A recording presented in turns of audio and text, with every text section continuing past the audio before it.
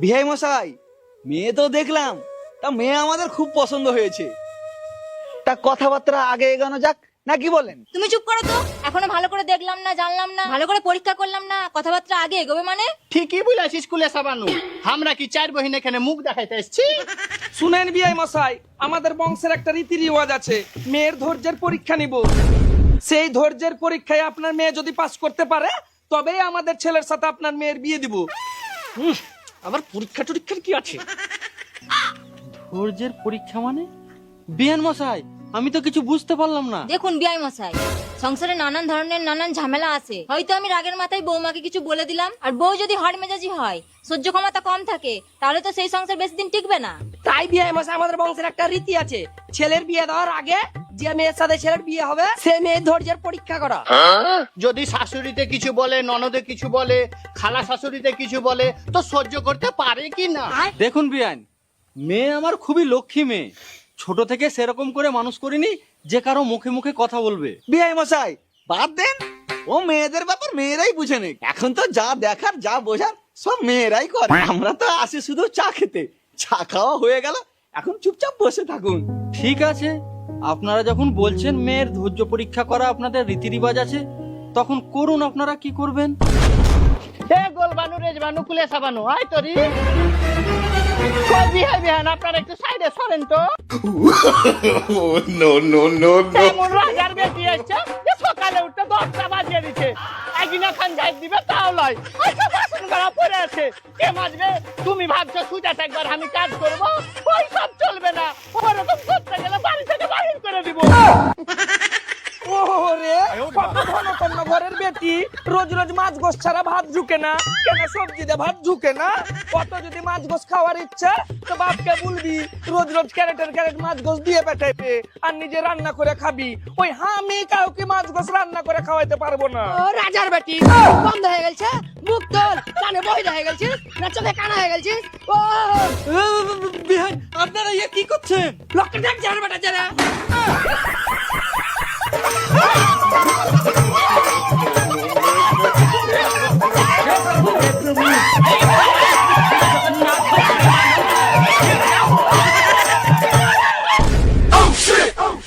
চল।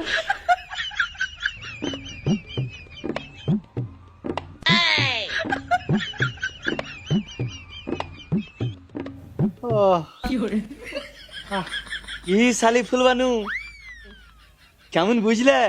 না পারলো না, মেয়ের খুব ধৈর্য, চার বহিন মিলাও কিছু করতে পারলো না। এই মেয়ের সাথে আবার কালুর বিয়ে দাও। বাহ বাহ বিয়া মাসে বাহ, নিজের চোখেই তো সব দেখলাম। মেয়েকে যে শিক্ষায় বড় করেছেন তা দেখে আমি একবারে মুগ্ধ হয়ে গেলাম। এই মেয়ের সাথে আমাদের ছেলের বিয়ে হবে, তাতে যদি দেনা পাওনাতে 500-600 টাকা কম হয় তাও ভালো। তাহলে বিহাই মশাই, সব কথা তো হয়ে গেল। এবার তাহলে বলেন আপনাদের কি দাবি দাওয়া আছে? দেখেন বিহাই মশাই, দাবি দাবার কথা যদি বলেন তাহলে আমি পরিষ্কার ভাষায় বলে দিচ্ছি, এ বিয়ে কিন্তু আমি দেবো না। আপনি আপনার মেয়ে জামাইকে দিবেন, এতে আমার দাবি দাবার কি? দিয়ে দিবেন 1,00,000 টাকা, ভরিয়াটেক গহনা, আর একটা বুলেট মোটর বাইক গেলা দিয়ে দেবেন। আব্বা ছাড়ো, বাইক টাইক না হয় থাক যা। কি বললি? লাল কালার গাড়ি নিবি? সে যখন কিনবি তখন তুই শোরুম যা পছন্দ করে নিবি।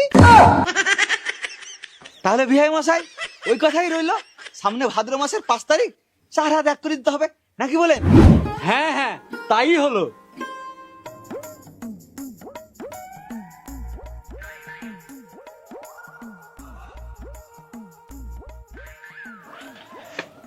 কই কাকা, একটু গ্যাস লাইটটা গ্যাস ভরে দাও তো।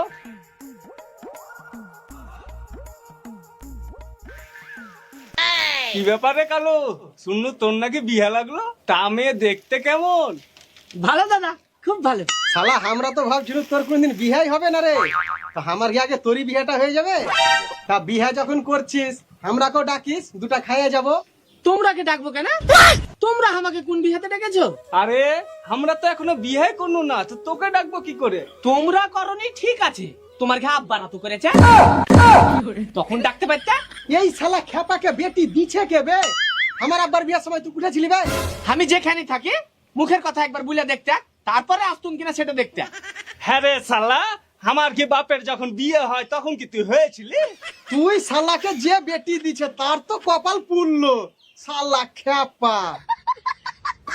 কই কাকা গ্যাস বানা হলো? দাও তো তাড়াতাড়ি দাও, শালা এখানে থাকবোই না।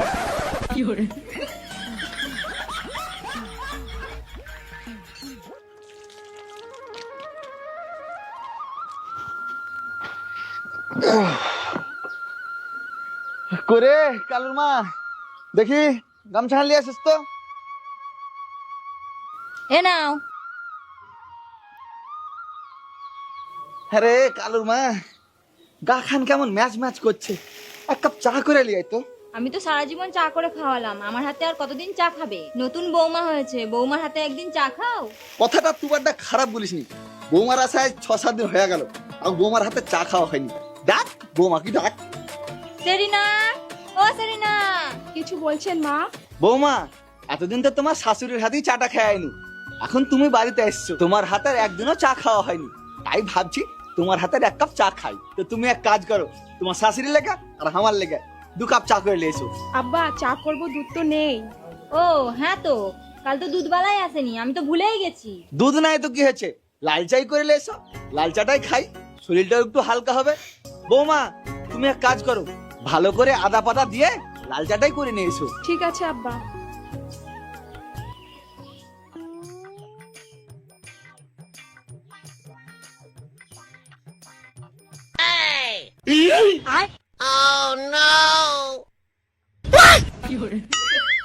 কি ব্যাপার বৌমা, চাটা এরকম ভ্যাকতে ভ্যাকতে গন্ধ করছে কেন? আর বলিয়েন না আব্বা, চায়ে আদার সাথে পাতা দিয়ে মনে হয় একটু লাদাও বেরিয়ে গেছিল, তার জন্য মনে হয় একটু ভ্যাক্কা ভ্যাক্কা গন্ধ করছিল। ছি ছি ছি ছি ছি ছি, ইয়া সালা কোন খেপির বেটি খেপিকে বাড়ির বউ করে লিয়ানো রে ভাই। ইয়া তো যা দেখছি এ বহুর লেগে গুকে তো সবই খেতে হবে। এ বহু আমার বাচ্চা রাখা যাবে না, সামান্য 1 কাপ চা করতে বলে যদি গু খাওয়াই, তাহলে 5 তরকারি রান্না করতে বললে তো ছি ছি ছি ছি ছি ছি ছি। বাড়ি যাও এখনই, তাড়াতাড়ি আমার বাড়ি থেকে বাড়ি যাও।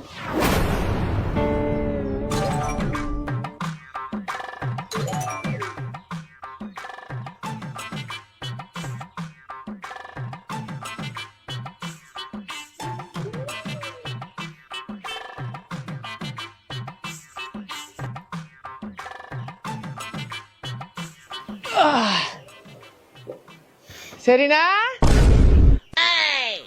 ও সেরিনা। ও ডাকা লাভ নাই, ও বউকে আমি বাড়ি থেকে বাহির করে দিয়েছি। তুই জানিস আজ বাড়িতে কি হয়েছে? তোর মা আর আমি ওই বহুকে 2 কাপ চা বানাতে বলেছিল, ওই বহু চায়ের সাথে আমরাকে গু মিশিয়ে খাওয়ালছে।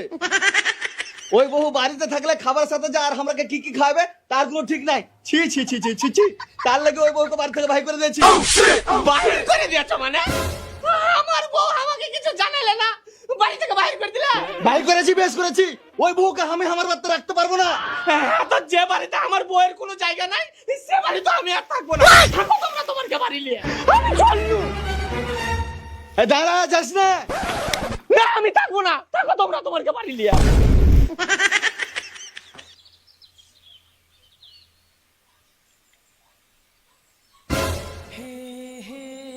সেরিনা, তুমি এসেছো কালু? আমি তোমাকে ছাড়া কি করে থাকি বলো সেরিনা? মা, ও মা, কালু এসেছে। ছি ছি, সেই ছে, মেরে তাড়িয়ে দে মা, আর দরজাটা ভালো করে লাগিয়ে দে। আর দেখিস কলতলায় বাসনপত্র রাখা আছে, মুখ যেন না দেয়। মা, এই কালু কুকুর কালু নয়, তোমার জামাই।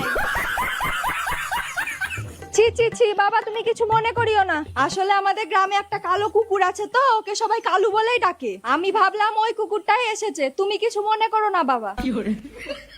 সে ঠিক আছে,